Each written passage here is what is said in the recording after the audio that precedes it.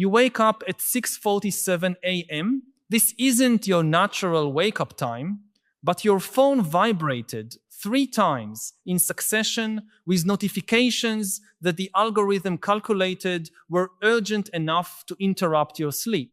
You get up, still drowsy, and without even realizing it, you're already scrolling through your Instagram feed. It's 7:02 a.m., and you've already seen 17 posts that the algorithm specifically chose to capture your attention for the next 20 minutes.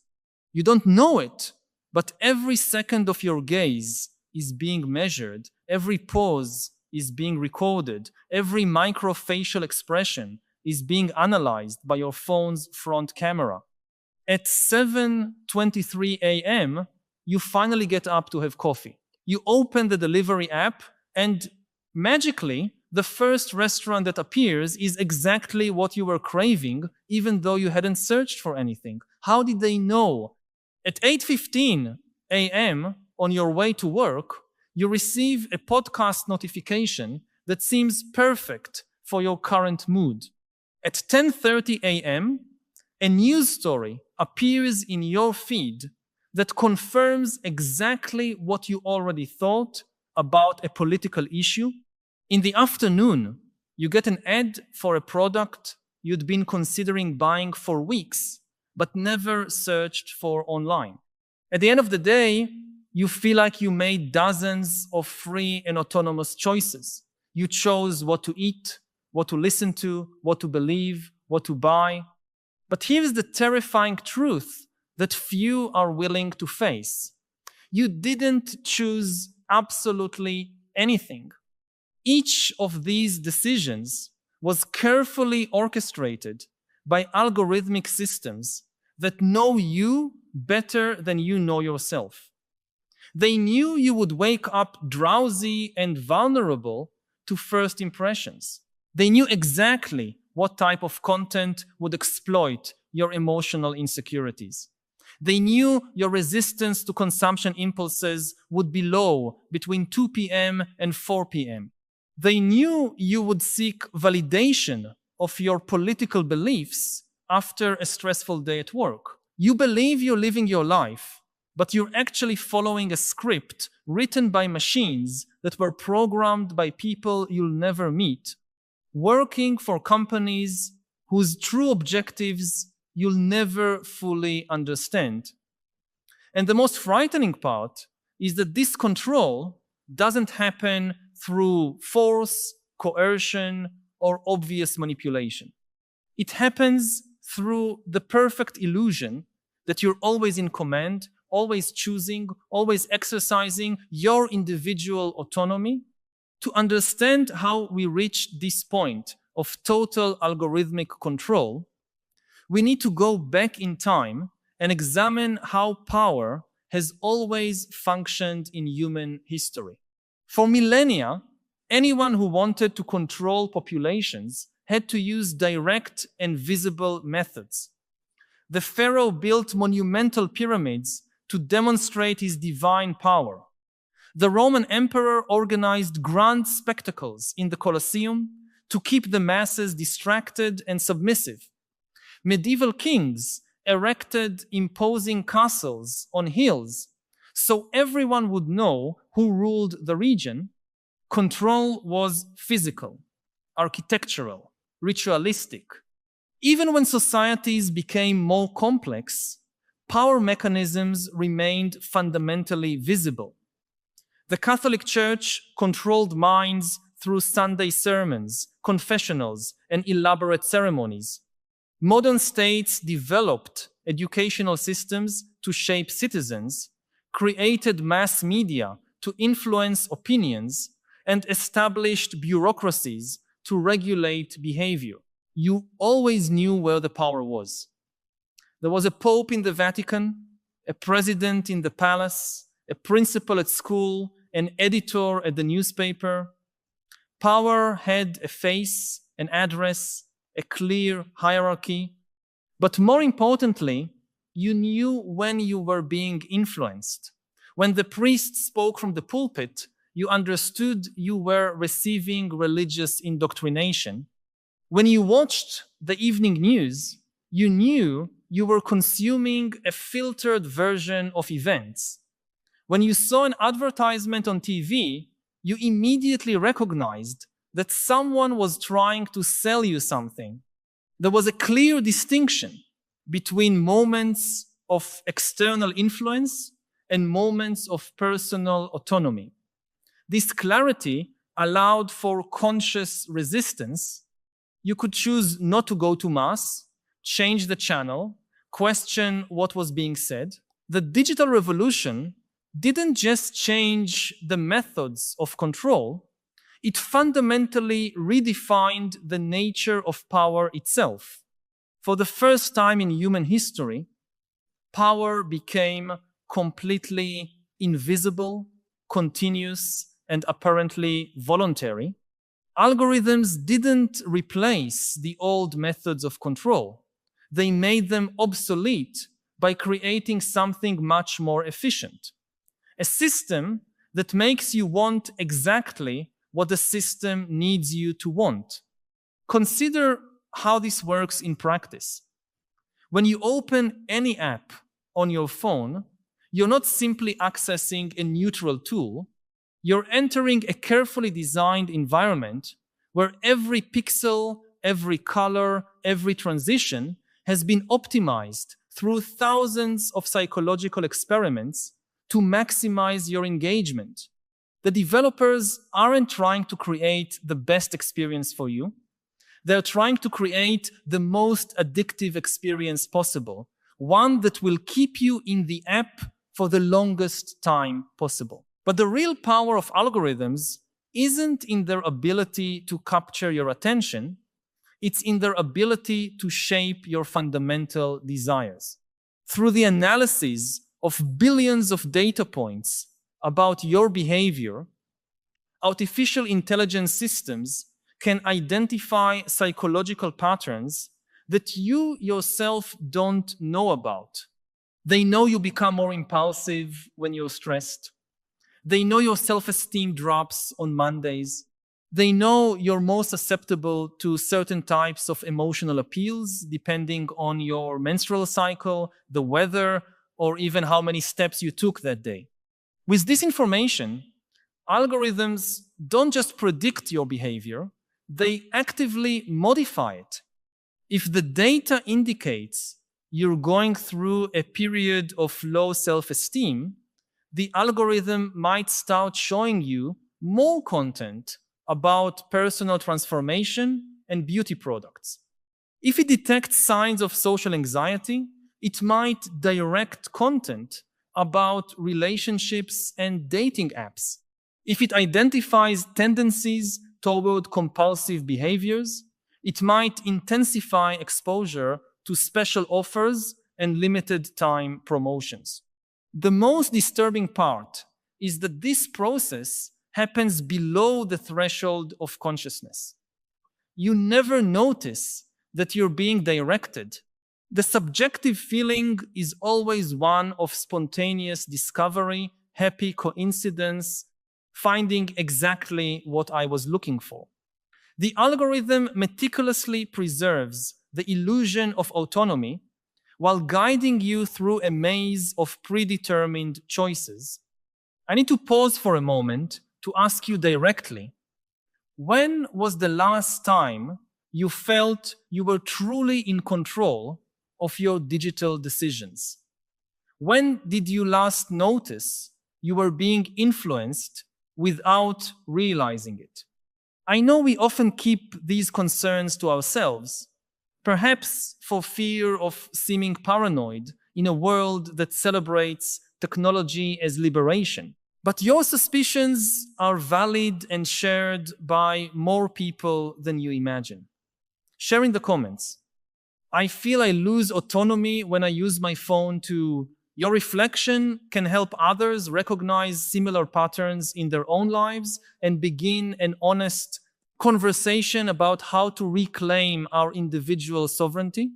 This transformation in the exercise of power has consequences that go far beyond digital consumerism, we're witnessing the emergence of a new ruling class that doesn't need armies, police, or traditional bureaucracies to exercise social control.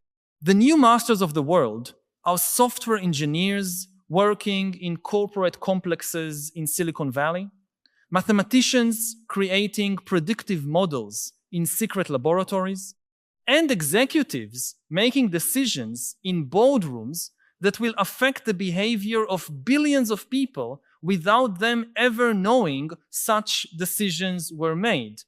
These new power holders have discovered something no dictator in history managed to achieve: how to make people enthusiastically collaborate in their own subordination.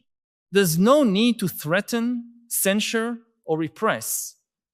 You just need to create an environment where people naturally make the choices that benefit the system. It's like having a prison where the prisoners not only don't want to escape, but actively defend the virtues of remaining incarcerated.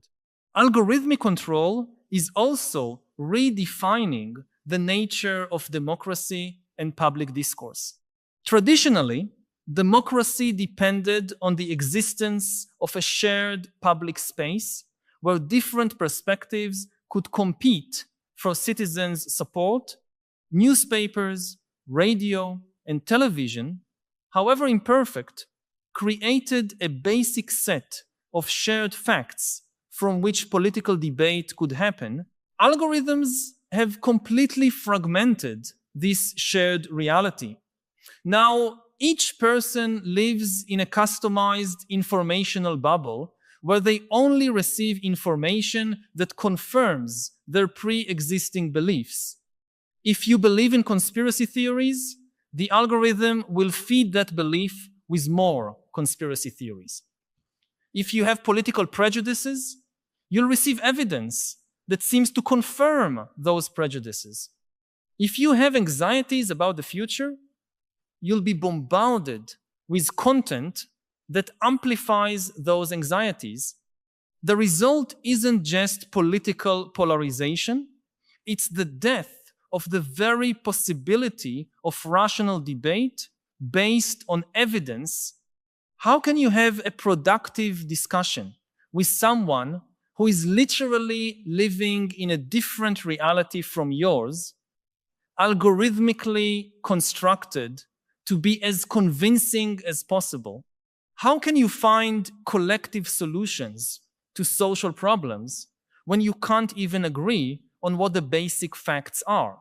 But perhaps the deepest dimension of this algorithmic revolution is how it's transforming our fundamental understanding of free will and human identity.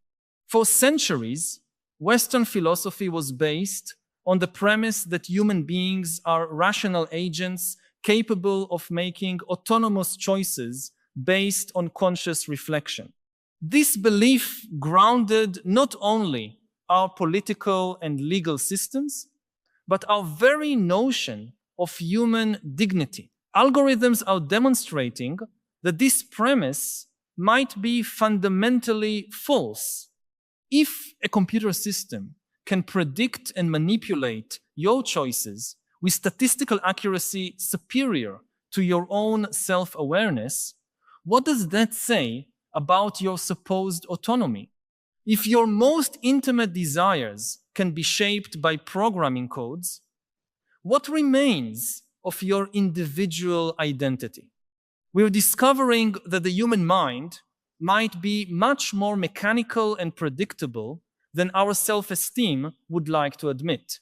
Algorithms reveal that much of what we consider personality, preferences, and conscious decisions are actually behavioral patterns as regular as planetary movements. Once you identify the patterns, you can predict and influence behavior with an efficiency that makes traditional political manipulation seem primitive. This discovery has staggering implications for concepts like personal responsibility, criminal justice, and individual merit. If your choices can be systematically influenced by algorithms, to what extent are you really responsible for your actions? If your personality can be shaped by systems operating outside your consciousness, what does it mean to have merit or guilt for your successes and failures? Some people respond to these revelations with denial or minimization. They argue that there have always been external influences on human behavior, that propaganda and manipulation aren't historical novelties, that we're simply dramatizing normal technological changes. This perspective completely misses the qualitative dimension of the transformation we are experiencing. The difference between traditional manipulation and algorithmic control isn't just one of scale, but of fundamental nature. Traditional propaganda was crude, obvious, and easily identifiable. You knew when you were being persuaded. Algorithms operate with a subtlety and personalization that makes resistance extremely difficult. How do you resist something you can't even perceive? How do you maintain autonomy in relation to systems that know your vulnerabilities better than you do? Moreover, the speed and ubiquity of algorithmic influence have no historical precedent. While traditional propaganda operated at specific moments and in limited contexts, algorithms are present in every moment of your digital life, influencing hundreds of micro decisions per day.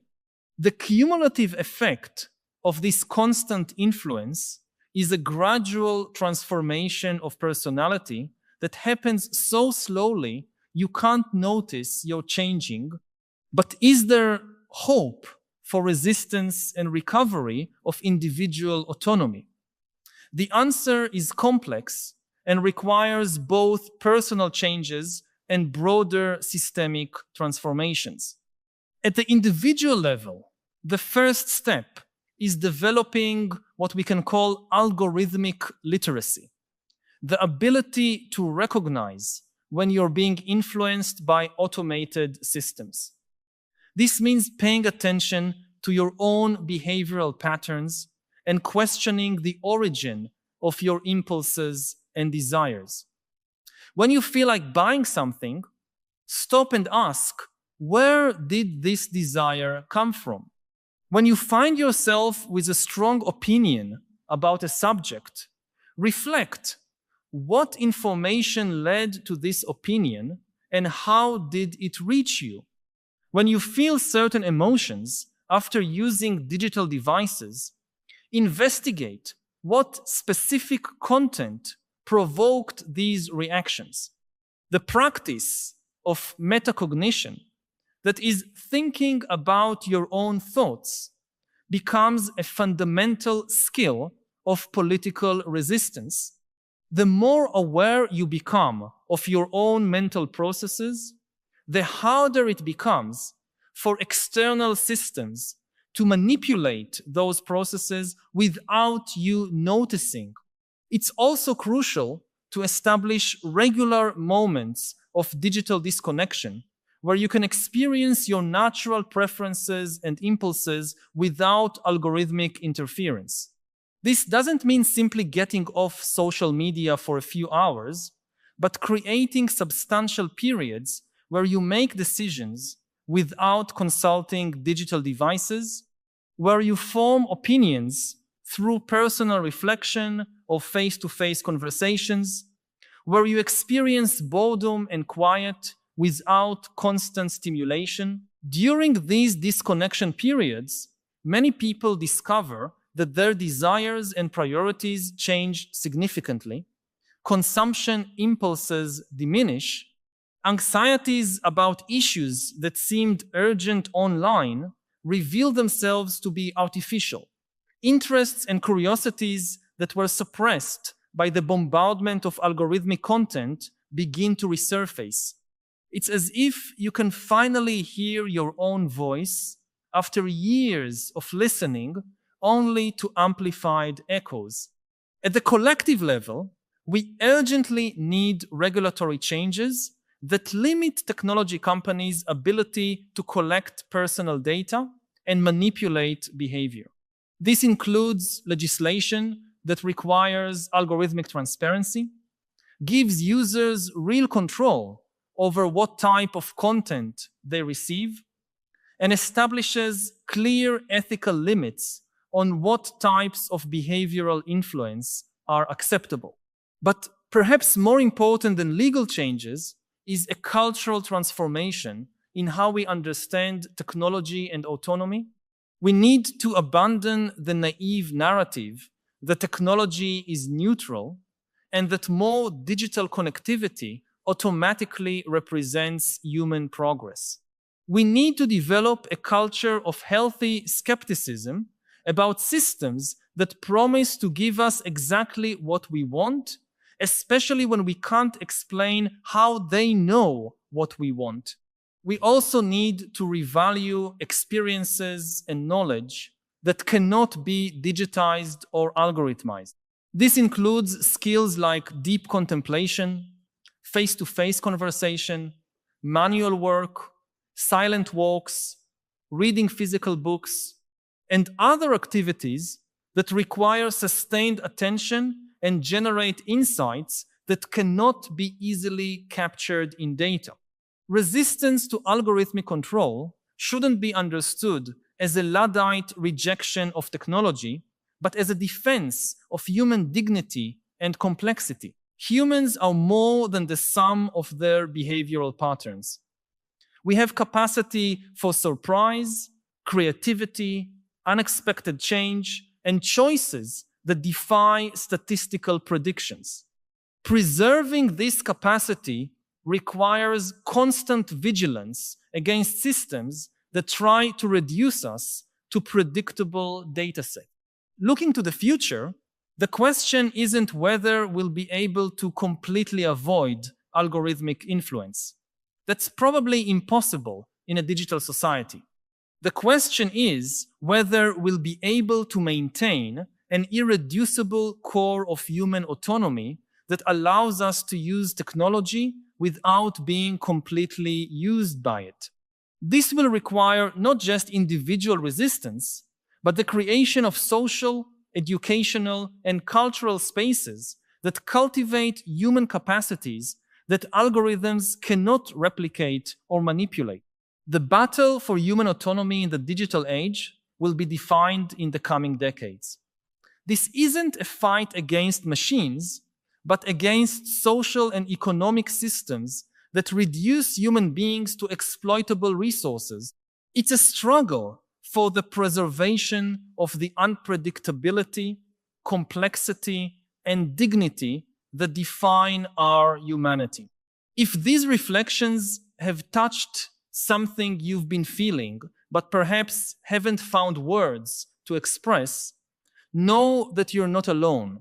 By subscribing to this channel, you'll connect with a growing community of people who share your concerns and your desire for a deeper understanding of the philosophical challenges of our time. Each week, we meet here to explore together the big questions that define our era and to seek not just understanding, but also wiser ways of living amid the transformations we're witnessing. This isn't just a channel, but a space for dialogue and collective growth. Join us on this continuous journey. Subscribe so we can continue this essential conversation about how to live with more wisdom and purpose in a world that often leaves us disoriented and divided. When you wake up tomorrow at 6:47 a.m. and your phone vibrates 3 times in succession, you'll have a fundamental choice. You can continue following the algorithmic script that was written for you, or you can pause, breathe deeply, and ask, what kind of life do I really want to live?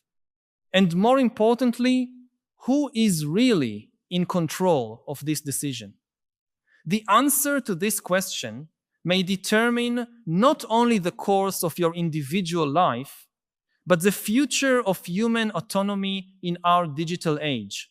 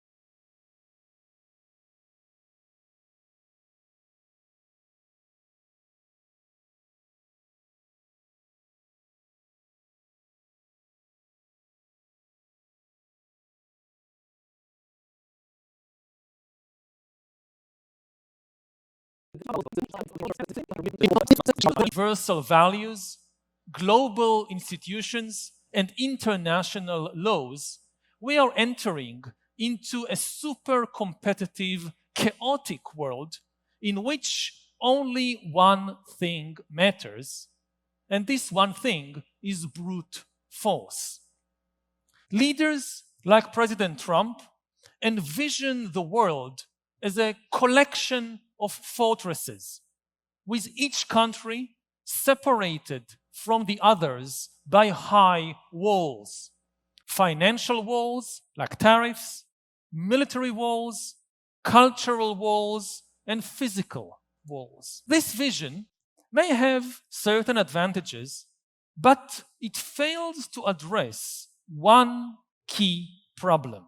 Walled fortresses are seldom friendly. Thousands of years of history teach us that each national fortress would probably want a bit more security, prosperity, and territory for itself at the expense of the neighbors. And in the absence of universal values, global institutions, and international laws, how would rival fortresses resolve their disputes?